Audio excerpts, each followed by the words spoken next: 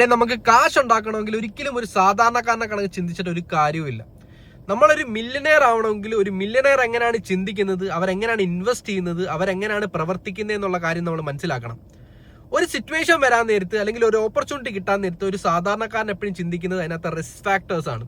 പക്ഷെ ഒരു മില്യനെയർ ചിന്തിക്കുന്നത് എന്താണ്? അതിനകത്തുള്ള ഓപ്പർച്യൂണിറ്റീസിനെ കുറിച്ചാണ്. ഞാനൊരു കാര്യം കാണിച്ചു തരാം. ബ്ലാക്ക് സ്റ്റോൺ എന്ന് പറഞ്ഞ കമ്പനി $250 മില്യൺ ആണ് അബുദാബിയിൽ ഇൻവെസ്റ്റ് ചെയ്യാൻ പോകുന്നത്.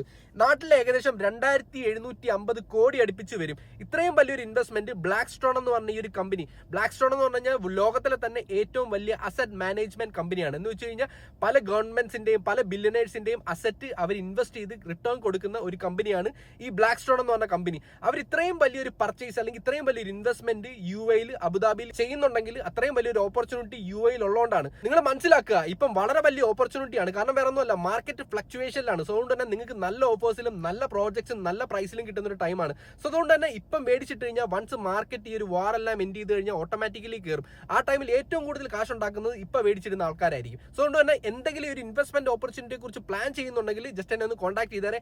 എല്ലാ ഡീറ്റെയിലും ഞാൻ പറഞ്ഞ് മനസ്സിലാക്കി തരാം.